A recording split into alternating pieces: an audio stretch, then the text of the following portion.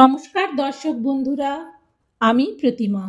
Cooking with প্রতিমা চ্যানেলে তোমাদের সবাইকে আবারও একবার আন্তরিকভাবে সুস্বাগত।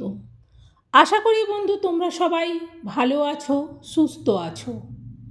আজকে আমি তোমাদেরকে খুব দুর্দান্ত স্বাদের, খুব মজাদার একটা রেসিপি শেয়ার করব, যেটা রাতের ডিনারেও খেতে পারো, সকালের জলখাবারেও খেতে পারো। সম্পূর্ণ আটা দিয়ে তৈরি এই রেসিপিটা করার জন্যে আমি কড়া বসিয়ে দিয়ে তাতে দিয়ে দিলাম কিছুটা সরিষার তেল। খুন্তি দিয়ে তেলটা একটু চাড়িয়ে নিলাম। এরপর এতে দিয়ে দিচ্ছি একটুখানি গোটা জিরে। আবারও খুন্তি দিয়ে জিরেটাকে একটু ভাজবো। এরপর এতে দিয়ে দেবো 1 চা চামচ রসুনের কুচি। রসুনটা হালকা ভাজা হলেই ওতে দিয়ে দেবো 1 চা চামচ আদা কুচি। এবার আদা আর রসুনটাকে ভাজতে থাকবো। আদা আর রসুনটা ভাজা ভাজা হয়ে এলে ওতে দিয়ে দেবো একটা মিডিয়াম সাইজের পেঁয়াজ কুচি করে। এবার পেঁয়াজ, রসুন, আদা এটাকে ভাজতে থাকবো। সুন্দর করে ভাজা ভাজা হয়ে এলে এতে দিয়ে দেবো একটা বড় সাইজের গাজর কুচি। একেবারে ছোট ছোট করে কুচি করে নিয়েছি, তাতে করে ভাজতে ভাজতেই যাতে তাড়াতাড়ি সেদ্ধ হয়ে যায়। গাজরটা উল্টে পাল্টে হাফ ভাজা হলেই ওতে দিয়ে দেবো একটা বড় সাইজের আলু। আলুটাকে এবার গাজরের সঙ্গে আবারও খুন্তি দিয়ে নাড়াতে থাকবো। নাড়ানোটা কিন্তু বন্ধ করবে না, এইভাবে নাড়াতেই থাকবো। এরপর এতে দিয়ে দেবো ছোট বাটির মাপে 1 বাটি বাঁধাকপি কোচানো।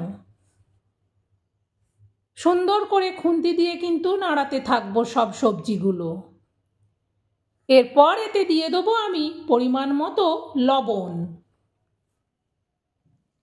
লবণ দেওয়ার পর আবারও নাড়তে থাকবো।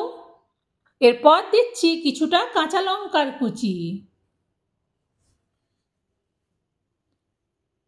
এরপর এতে দিয়ে দেবো একটুখানি মটরশুঁটি।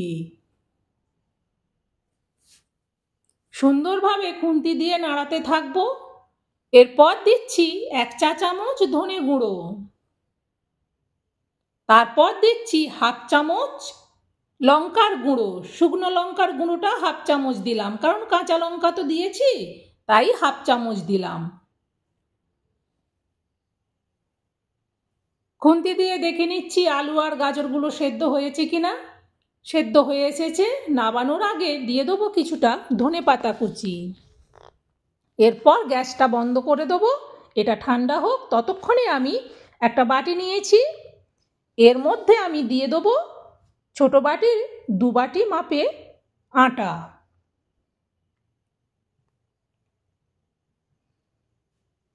আমি 2 বাটি আটা দিয়ে দিলাম।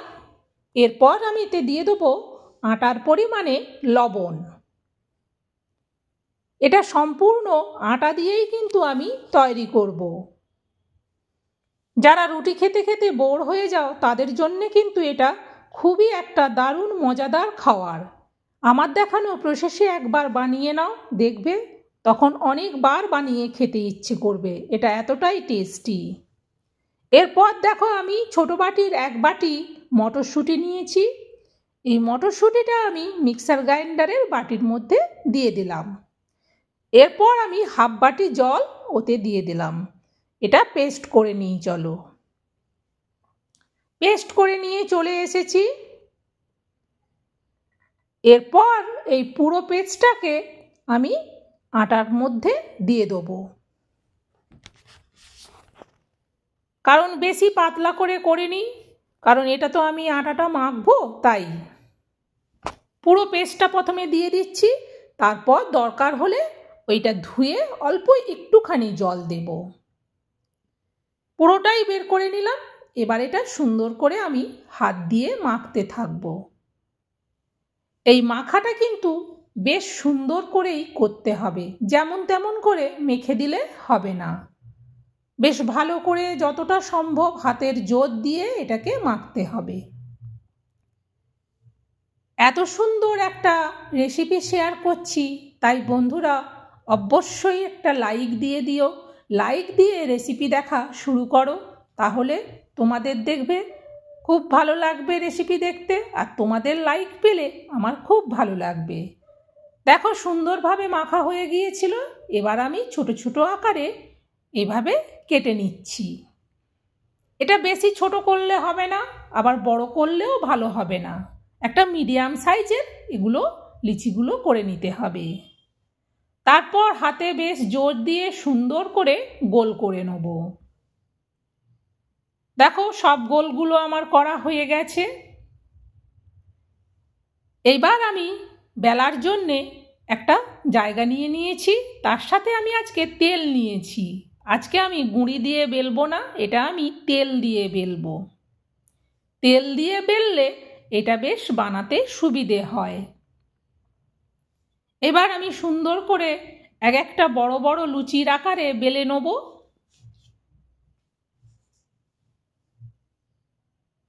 যে সমস্ত বন্ধুরা আজকে প্রথম আমার এই ছোট্ট পরিবারে এসে আমার এই ডিনার বা ব্রেকফাস্টের রেসিপিটা দেখছো, অবশ্যই একটা বন্ধুরা লাইক দিও। আর এরকম মজাদার রেসিপি আরও দেখতে চাইলে আমার বন্ধু হয়ে আমার পাশে থেকো। দেখো বেলা হয়ে গিয়েছিল। এবারে আমি এতে চামচে করে তুলে যে পুরটা তৈরি করেছিলাম সেই পুরটা দিয়ে দিচ্ছি মিডিল বরাবর। ঠিক দুটো ভাঁজ করে মুড়তে পারবো এই রকমভাবে পুরটা দেব। বেশি পুর দিলে তখন মুড়তে পারবো না, আবার কম দিলেও ভালো হবে না, তাই ঠিক করে দেখে পুরটা দিতে হবে। দেখো পুরটা দেওয়ার পর এইভাবে প্রথমে আঙুল দিয়ে ভালো করে আমি চেপে দিলাম। চেপে চেপে ভালো করে একেবারে জুড়ে দিচ্ছি, যাতে একটুও ভাজতে গিয়ে না বেরিয়ে পড়ে। এরপর এই কাঁটা চামচ দিয়ে ধারগুলোকে এইভাবে আমি চেপে দিচ্ছি। এতে করে কি হবে, ভেতরের বাতাসটা হালকা করে বেরিয়ে যাবে আর সুন্দর করে এটা ভাজা হবে। এটা বেশ দেখতেও সুন্দর লাগে, খেতে খুব সুন্দর লাগে। একবার আমার দেখানো প্রসেসে বানিয়ে দেখো না, তাহলে বুঝতে পারবে। দেখো আমি তাওয়া বসিয়ে দিয়ে তাতে কিছুটা দিয়ে দিলাম তেল। এবার তেলটাকে খুন্তি দিয়ে ভালো করে চাড়িয়ে নিচ্ছি। তেলটা গরম হওয়ার অপেক্ষায় আছি। তেলটা বেশ গরম হয়ে গেছে। এবার এগুলো আমি দুটো দুটো করে দিয়ে ভেজে নেব। একটা দিয়েছি আর একটা দিয়ে দিলাম। এর থেকে বেশি আর এতে ধরবে না, তাই আমি দুটো দুটো করেই দিয়ে ভাজবো। দেখো এক সাইড হয়ে গিয়েছিল, উল্টে দিলাম। তোমরা চাইলে এটা কড়াতে করেও বানাতে পারো, কিন্তু এরকম বেশ মেলানো জায়গা হলে এটা ভাজতে সুবিধে হয়। এদিক ওদিক করে আমার কিন্তু দুই দিক উল্টে পাল্টে ভাজা হয়ে যাচ্ছে। চলো এবার এগুলো নাবিয়ে নিই। দেখো বন্ধুরা আমার সব ভাজা হয়ে গেছে। এবার শুধু খেতে বসার অপেক্ষা। যা গরম গরম খেতে ভালো লাগে না, এটার জন্য তরকারিও লাগবে না, এটা এতটাই টেস্টি হয়। একবার হলেও বানিও বন্ধুরা। আবার তাহলে পরের রেসিপিতে তোমাদের সাথে তো দেখা হবেই। আর এটা কিন্তু তোমরা শেয়ার করতে ভুলো না।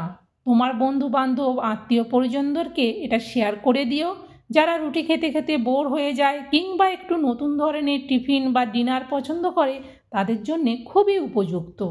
তাহলে বন্ধুরা আজকের মতো বিদায়, আবার পরের রেসিপিতে দেখা হবে। টাটা।